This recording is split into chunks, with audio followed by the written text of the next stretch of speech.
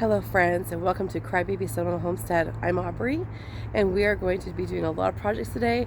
I decided to go ahead and dig up some really amazing tubers, edible tubers, which are high in inulin and so kind of good for dieting or diabetics, low glycemic. Do your own research, but I'm going to go ahead and show you what I'm digging up, why I'm doing it right now. You snooze, you lose. You gotta do it when it's the right time. And also some other little plants I'm going to go ahead and propagate, move around, up pot, so that I can have a plant sale with my friend, the gardening artist. If you haven't seen her videos, go ahead and check her out. Reba, the gardening artist. So look at her channel. I'll link it below if you would go ahead and check out some of her videos as well. So we're going to do a lot of looking around, a lot of work, but it's all good and fun, especially on a beautiful day like today. Let's get to it. Okay, so I'm getting ready for like a yard sale, plant sale, and I went ahead and I'm starting to propagate a bunch of the hens and chicks and the sunchokes. Look at those. So I'm going to go get some pots. These here don't have drainage holes, and you definitely want drainage holes. So I'll be right back. So I gathered together some little miscellaneous pots that I'm going to reuse. A couple of them, these reused solo cups, have names on the side, like pinto beans or something. So I want to make sure I get a Sharpie and cross that out. I don't want somebody who's not familiar with plants to think that they're getting something totally different than what they're really getting. So I'll go get that really fast and I'll be right back. Oh no, there are weeds growing on my soil. That will be for the chickens. See that off to the side. I swapped out the cups for some more of the little squares because I couldn't find a Sharpie. So we're gonna make this easy on myself.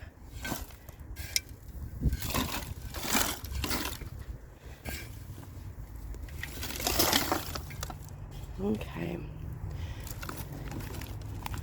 I'm going to put about half soil, a third to half soil, and then I'm going to put the plants in. And hopefully this doesn't slide around too much. These were all things that I got plants in or I got for free. And the tray was also free. I can't see spending money on something I'm selling so cheap. So it needs to be free. And I have a couple of sunchokes that are a little bit bigger, so I'm going to put them in the larger ones. And sunchokes need to be in the ground. This is just temporary so that they don't die in between now and when they find new homes. And I actually recently saw that some places are selling like these giant sunchoke relatives for like $10 for one tuber. And I'm like, you know what? That's a lot. I mean, obviously you're not going to eat it because you have to grow it, and then you're going to feel like, oh, I spent $10. I can't eat it. I have to keep growing it. So I want to make it really frugal for people. To be a little bit easier on my back, I'm going to go ahead and put some soil in a pot so I don't have to do all of this standing up. You got to think about ergonomics. Economics and ergonomics. Because you want to be able to do this every day, not burn yourself out. Today I did find some grubs that I fed to my chickens. Well, I tried to anyway, but the grubs escaped underneath their feeder, so hopefully they'll catch them. So this is what we're planting. I think I'm going to do the couple big ones really fast first because they're not going to fit in the cups, the little tiny containers. So I'll do the big ones first. This is a sunchoke, and I think I will put a little bit more soil in there, but as you can see, this doesn't fit nice. I don't want to damage it trying to put it into a tiny pot. Doing it like this makes it so much easier on my back. I was down on my hands and knees digging out not all the, a lot of weeds that were in my sunchoke bed and seeing if I had sunchokes. I thought maybe something had happened because usually by this time of year they're already poking out. But underneath all of the chop and drop, I did find the sunchoke. So that was it was very definitely, most certainly a good surprise, happy surprise to find the sunchokes, and there were quite a few, and some of them are really tiny that I was just digging around the edges of the bed. Only got to a few edges, and I found some tiny little ones, which if you leave a piece that big in the ground, you will get a whole new plant. So the bigger ones, obviously, those are nice size eating, like the size of a small potato. But I wouldn't waste my time eating those. Little tiny ones, I would plant them. You're going to get a whole plant out of that. I haven't decided what I'm going to charge for these. I'm not going to get a nursery license, so I'm going to keep everything super cheap so I don't have to get one. And then I got some of these hens and chicks in here, and I'm going to go ahead and put soil around all of them now. And this is super simple. And this is a good thing to do too if you're moving or something and you want to take your plants with you.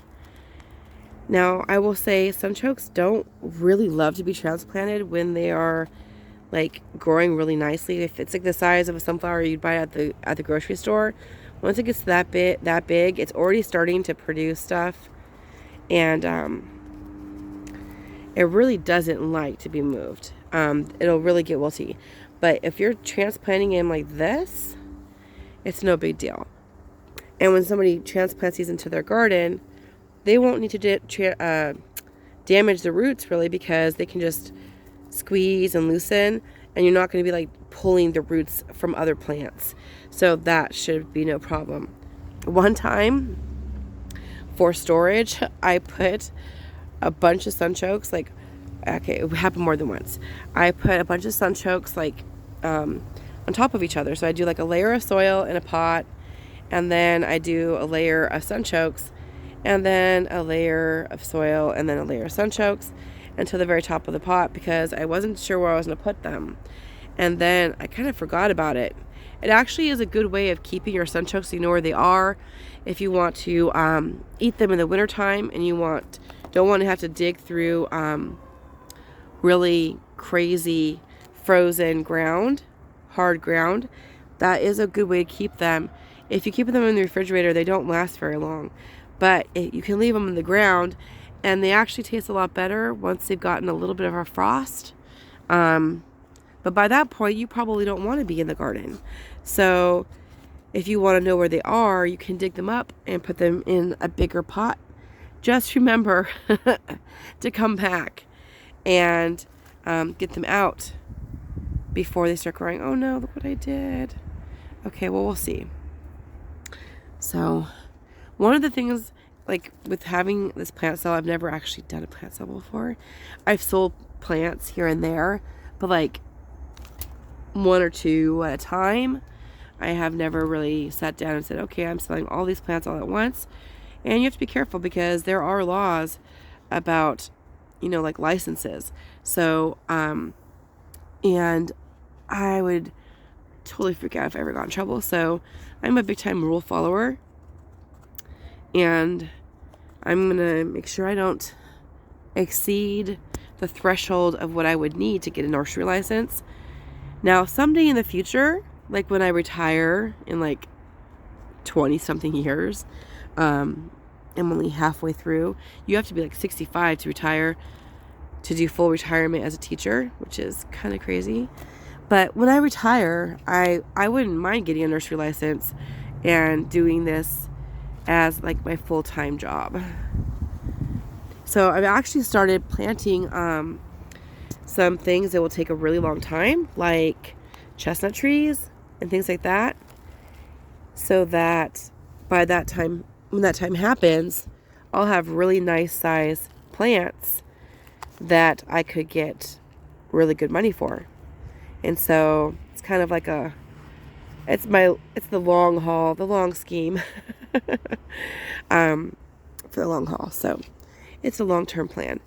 And it actually is not a bad idea, because like what I did is I bought a bunch of raw nuts, like different kinds of chestnuts, oak, acorns, hazelnuts, and so forth, and lots of different varieties. And I bought them and I cold stratified them, and most of them are sprouting.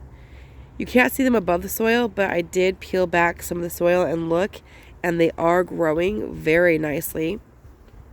So in 20 years, I'll probably have to sell them before then. Honestly, they're going to be so big.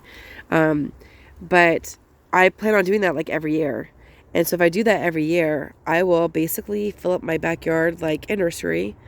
And then when it comes time to it, I'll get a nursery license before I start selling them. So that is kind of a plan. And I live in a really busy area.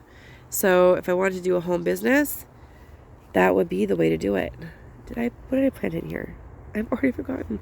When these are sprouting out of the container, it's going to be super easy to tell the difference. Like if this is a sunchoke versus Hens and Chicks. So I won't have to label them. It'll be super clear without the labels. I probably will type up some kind of information on the plants for people who buy them from the yard sale. I think you can get like 50 free copies from the library. So yeah, it's definitely going to be like a long-term deal. And if I change my mind, then I've got great gifts. Or I can plant out a property and have that be my legacy. I don't know. So I'm going to have so many. I think I can do basically whatever I want to with them, because there's going to be so many. I mean, I literally got, I want to say, I think I got like 60 or 65 pounds of chestnuts, acorns, and hazelnuts. And that's a lot of trees if they all grow. And so far, so good. I'm getting a really good germination rate on those. Now, let's see here. Let's put this one down here. Yeah. So I think that's a great idea. And if you are, under the age of like 70 or 80, then this might be a good plan for you as well. If you want to plant things now and then have a little nursery or something later on. Or if you don't have any sort of like life insurance, or like what would you call it? I'm having a brain fart. What's it called? Inheritance or whatever. You have nothing to leave anybody, which I won't. You can give them trees, and that can feed them. It's kind of a nice thing to do. Like, like my grandma gave me this tree or something, like my great grandma gave me this thing. And then that nut tree can be feeding your family for generations. So I think it's a pretty neat idea. So I'm going to have to go off camera to plant these, because I have to hold it up while I feed the soil around it. This one got damaged a little bit, so I'm going to put an extra one in just to balance it off. I take the dead leaves off on the bottom because it just looks kind of mucky, like these here. So you see the lower leaves. There's nothing wrong with those leaves. Like, you can leave them like that. It actually kind of protects the plant, but people don't like looking at that. So I take that off and then plant it a little bit deeper, and then it looks better. But you can leave these leaves on. There's no problem with it. It's just our personal preference, right? People want things to look nice. So I'm going to go off screen and I'll show you how this looks in a second. That tray is done, and I'm going to water it in. And I'm going to have to get a whole other tray because I've got a lot more of these Hens and Chicks ready to go. And, I have other videos about Hens and Chicks. This, I believe, is Sempervivum, the genus anyway. And there's all kinds of mythological stories about Hens and Chicks.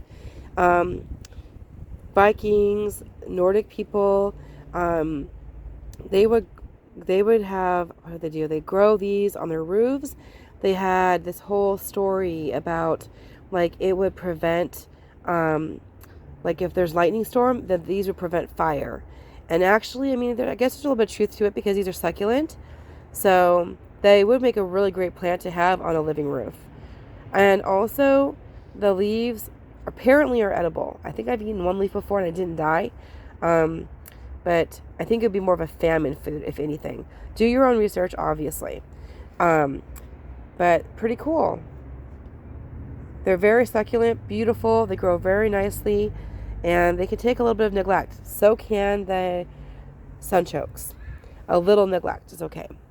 So if you're a beginner gardener, these are great things for you to start with. I've got a box, and I think this is probably a Mr. Stacky, but we could be surprised, I guess. I ordered a few more, and I love your feedback. If you saw the colors I have this like hunter green, and oh gosh, it's hard to do stuff with not looking. It was like a hunter green and a pink. Which color did you like better, the pink or the green? Go ahead and comment on that below. And maybe I'm wrong. What is this? What is this? Oh, maybe I got two of them and they're small. Let me go ahead and open that up. I cut this box off camera. Hand-eye coordination without a camera in front of your face is so much easier. And yes, it is a Stacky. Okay, I got this terracotta color because it was cheaper than the other ones. So I'll put a price on here somewhere so you'll know how much it costs. But this is the lower tray, and with this particular one, you can buy them like 3 high or 5 high. I did the 5, and then what I'll do is I'll do 3 high and 2 high. So I'll get 2 planters out of it. I think it's easier that way for watering purposes anyway. So I really liked how I did the flowers and the strawberries the other day, and I had several comments about that from people who saw it on the property. And so I'm going to do the terracotta color as well. And then let's see what other color I have in here. Let's see what color I got on the second box. Oh, I got 2 terracottas. Okay, that's nice. So I have another box somewhere. I think I got some other color as well. So actually, what I could do, since I got 6 and 5 and 5 is 10. I'm wondering what mathematical combinations I could do. So I could do 3, 3, and 4. That might be kind of nice. Do like one a little bit taller, so 3, 3, and 4, because I'll have 10 total. Should I do 3, 3, 2, 2? Or should I do 3, 3, and 4? What would you do? Would you stack them 3, or would you do all 5? Would you do 5 and 5?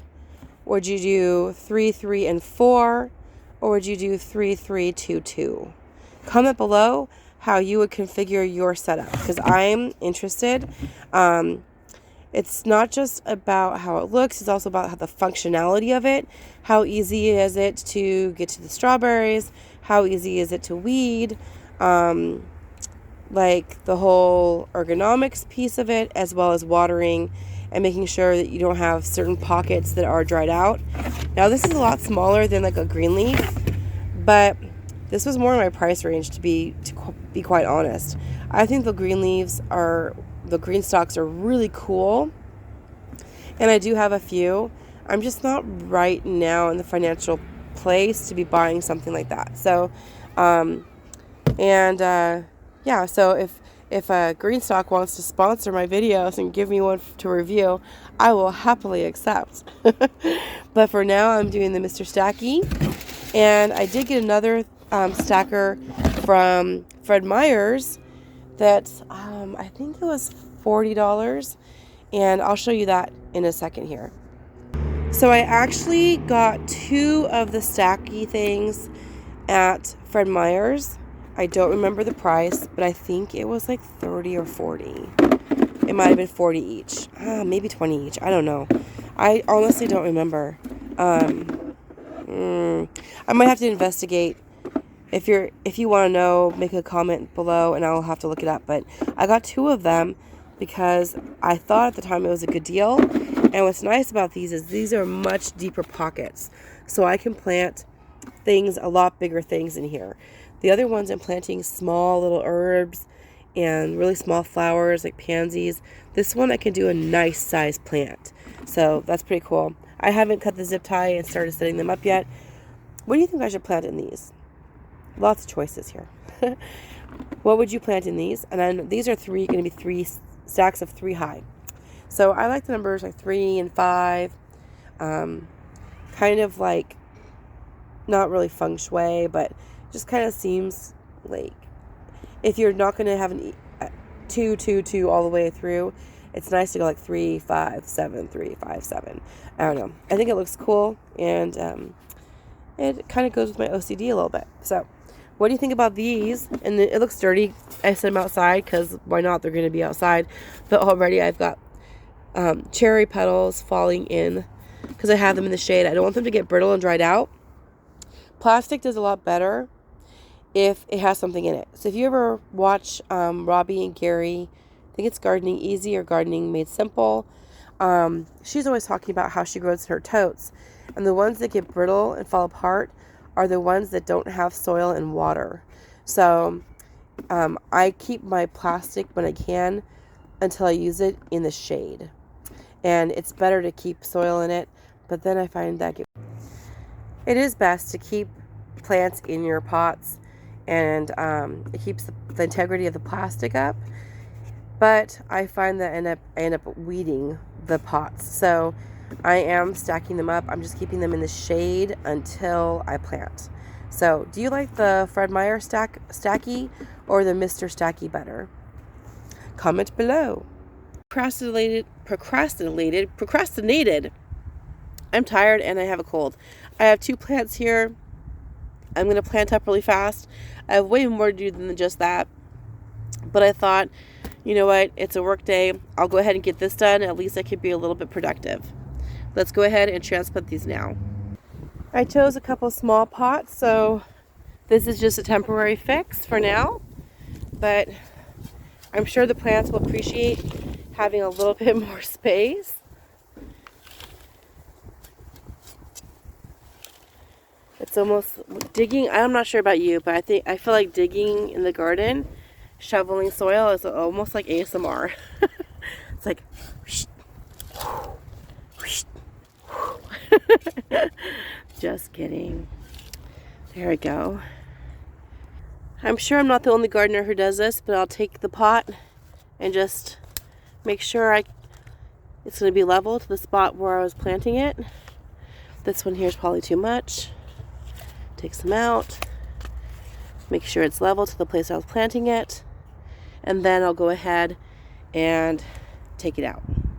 And you want to massage the sides before you take it out, and I like to flip it upside down a little bit. I'm going to go off camera to take it out. So you can see this plant has a lot of roots. That's nice. You can kind of rub the sides, kind of loosen it.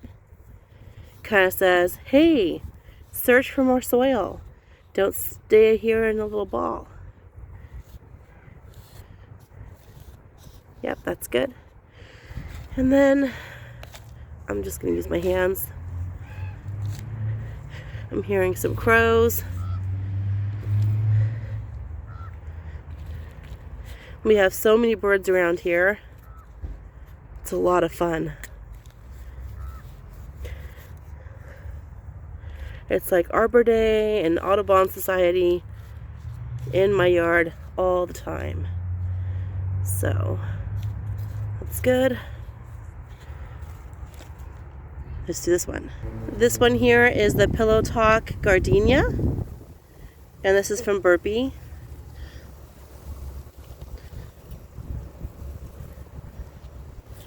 I love gardenia. And if you can't grow it, you might try mock orange, or you might try an ornamental laurel, it's almost as good in terms of fragrance. All right, and shake it. Shake, rattle, and roll. There we go.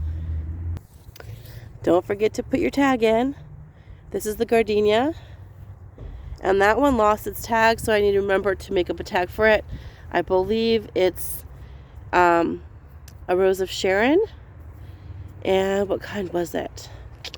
It's a hibiscus of some sort. And don't forget to water it in. Even though I'm in Washington, I have been having to water already. Anything I have in pots. Things I have in the ground I have not been watering, but things I have in pots I have been watering. Like here you can see it's pretty dry.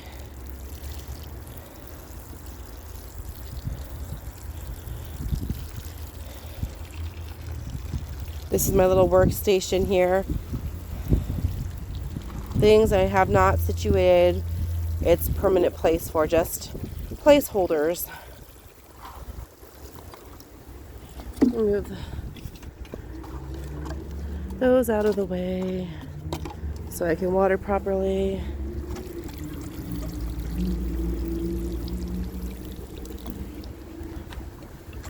Got some red flowering currants, which I can never get enough of. Let me show you some of the ones that I have in the front. I'll try to insert a video clip so you can see those. Oops, that's a rescue plant that I'm not sure will make it. It looks like a nursery over here, which is not my intent, but lots of projects I'm not done with. I gotta situate where they're going to be placed, decide what I'm keeping, decide what I need to thin out. Yep. Okay. That was my project for today, since I worked a full day. So those are potted. And I think that's a Rose of Sharon. And that one there is the gardenia, Pillow Talk gardenia, which will hopefully end up like this. That looks beautiful. And it should be very fragrant as well. All right. So I just realized this is not one plant. This is Rose Campion. This is mini plants. So I'm dividing this up a little bit, and I can add some of these to the plant cell as well. So there's a lot in here, and I don't need that many. They tend to get in the way of the parking area, so I'm going to take some of these out and replant them. So, yep. And I'll probably transplant some to other areas of the yard too. Some of the really tiny ones probably won't make it, and they look kind of sad, but I'm going to go ahead and transplant them anyway. The ones that were really terrible, I've been ahead and just mulched them, but there's a lot of plants here, and I'm sure some of them will bounce back. So might as well give them a chance, right? That's my philosophy. Give them a chance. If they bounce back, excellent. If they don't, it doesn't hurt me. So I've got lots of plants here, and I still have some growing in there. Those grow really fast. They get really big and beautiful. Fuchsia, little tiny blooms all over them. They're really eye-catching, vibrant colors. So I'm going to have lots of Rose Campion, and I might sell a few at the plant sale too. Here's my second full tray. I've got some Hens and Chicks, or Sempervivum. I've got calendula. I've got a couple sunchokes. In some of these, this one and that one there. And then I did a whole 6-pack more of the calendula and a little baby one, little baby Hens and Chicks. And I've got a bunch more to do, but that's my progress so far.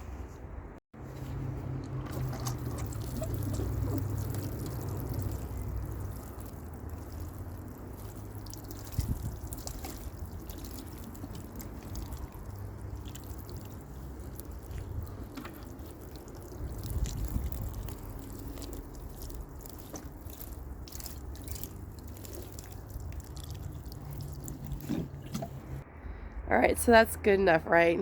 All right, everybody. Be good, be sweet, and grow a garden if you want to eat. See you next time. Don't forget to hit like, subscribe, comment below, and I'll see you on the next video.